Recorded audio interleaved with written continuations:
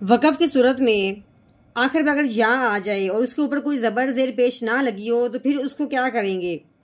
तो यहाँ ये बात समझने वाली है कि अगर वक़फ़ की सूरत में या के ऊपर कुछ नहीं है तो फिर हमने इस या को अलिफ के माना में करना है। दूसरी बात ये समझने वाली है कि अलिफ हो उससे पहले हरफ पे ज़बर हो कभी भी तो आपने उसको एक अलिफ के बराबर लंबा करना है। अब हमने या को तसव्वुर में अलिफ सोचना है और अलिफ से पहले क्या आ गई ज़बर, तो हमने क्या करना है इस लाम को एक अलिफ के बराबर लंबा करना है। कब? वक़फ़ की सूरत में। तो अब हमने देखना है कि पहले कैसे पढ़ना है और वक़फ़ की सूरत में हमने कैसे पढ़ना है। लाम ज़बर ला, आ ला, आगे वक़फ़ आला आला। नहमदुहु व नसल्ली अला रसूलिहिल करीम अम्मा बअद फ़अऊज़ु बिल्लाहि मिनश्शैतानिर रजीम बिस्मिल्लाहिर रहमानिर रहीम। अस्सलामु अलैकुम व रहमतुल्लाहि व बरकातुहू। उम्मीद है आप सब खैरियत से होंगे।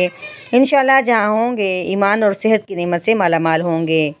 हाँ जी, तो आगाज़ करते हैं हम अपने आज के सबक का दुआओं के साथ। तो चलिए शुरू करते हैं। अल्लाहुम्मा सल्ली अला सय्यिदिना व मौलाना मुहम्मदिन व अला आलि सय्यिदिना व मौलाना मुहम्मदिन व बारिक व सल्लिम। रब्बि इश्रह ली सदरी व यस्सिर ली अमरी वहलुल उक़दतम मिन लिसानी यफ़क़हू क़ौली। Rabbi ज़िदना इल्मा, rabbi ज़िदना इल्मा, rabbi ज़िदना इल्मा। अऊज़ु बिल्लाहि मिनश्शैतानिर रजीम बिस्मिल्लाहिर रहमानिर रहीम। हाँ जी, ये सीन है।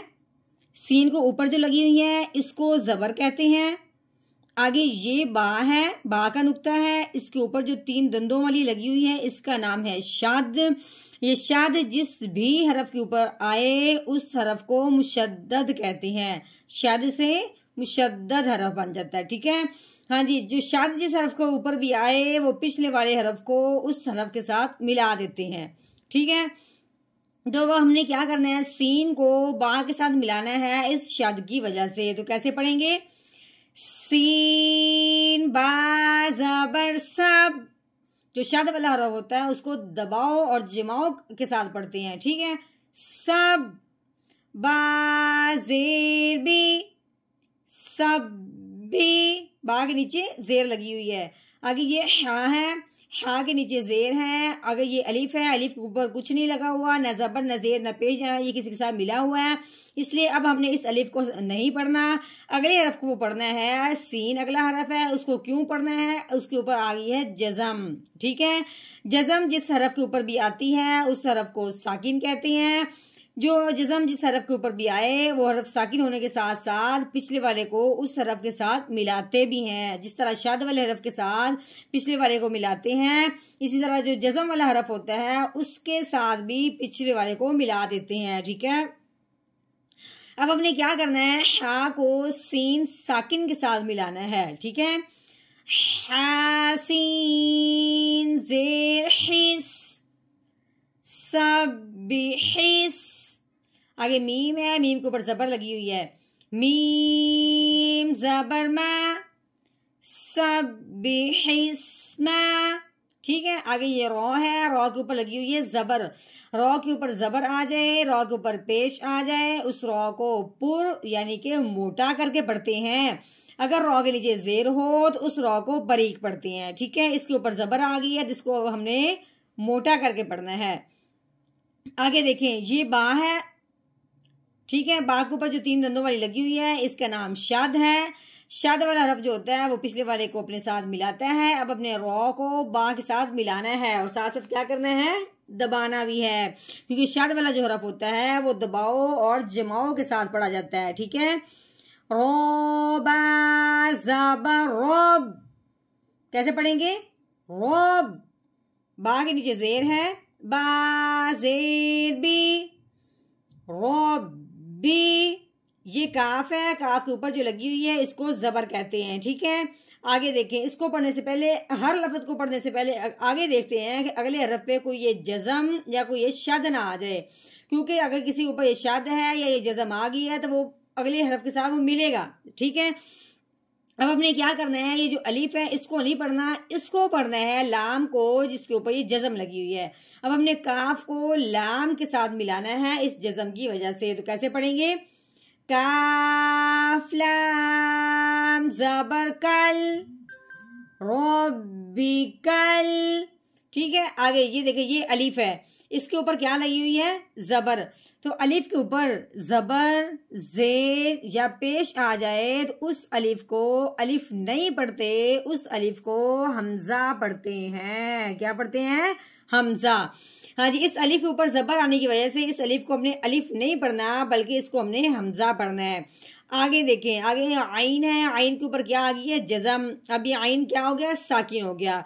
अब हमने क्या करना है, हमज़ा को इस आइन के साथ मिलाना है इस जज़म की वजह से। कैसे पढ़ेंगे, हमज़ा आइन ज़बर आ। कैसे, आ। ये लाम है, लाम के ऊपर क्या लगी हुई है, ज़बर।